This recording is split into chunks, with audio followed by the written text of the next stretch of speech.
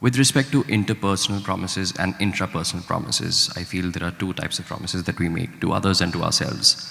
How do we balance both of those, especially considering that sometimes we have to keep the interpersonal promises at the cost of your intrapersonal promises?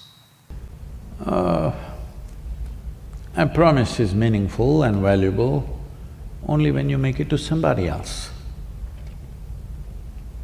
Because you make a promise to somebody because they don't know what the hell you're going to do with them. Hello? That's the reason why they demand a promise from you, isn't it? Hello? You say, I will give it to you, they'll say, promise? Because you say one thing and you do another thing. So, promise is a meaningful thing only in a relationship with somebody. With yourself, what is there to promise? What is there to promise? Promise is a transaction between two people. It is like signing an agreement. See, we're making a business deal, we sign a contract. Why are we signing it? So that we don't go back on it, right? Because today what we think is very nice, tomorrow morning I may have a different perspective.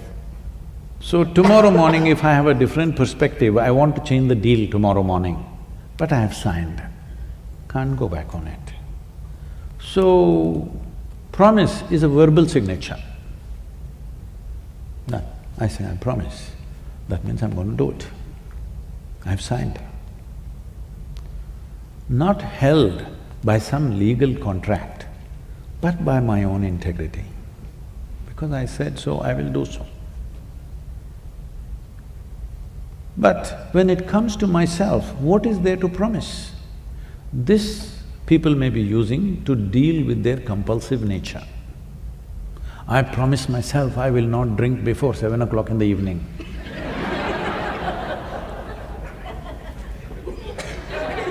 7:45. Don't make such promises, because the only way, the only and only way you can handle your compulsiveness is with consciousness, just know this. There is simply no other way. Whatever commandments you have from elsewhere, whatever promises you make to yourself, whatever vows you take, they will all make you freaky. You may stop one thing, something else will happen when you forcefully make yourself do something within yourself. Can I tell you a joke? It's okay?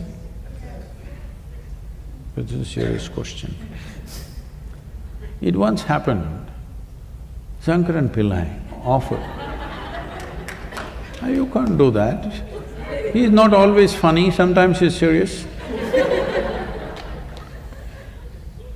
Shankaran Pillai offered a ride for an office colleague, a female office colleague, a young woman, because she didn't have a ride that day. So he was driving her, then suddenly he became like an octopus. That is, his limbs were all over her. She pushed him away and said, "You idiot, I got into your car thinking you're a decent fellow, what are you doing here?" He said, "I'm sorry, I quit smoking."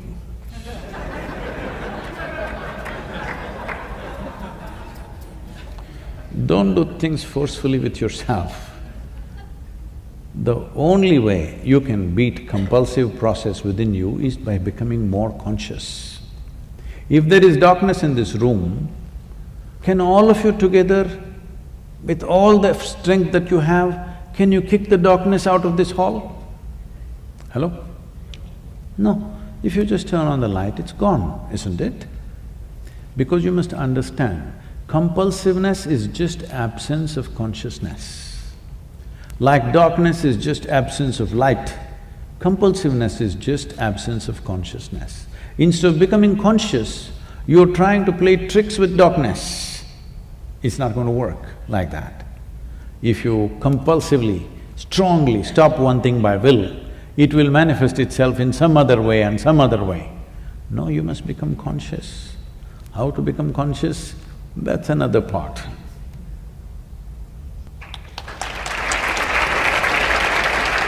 you.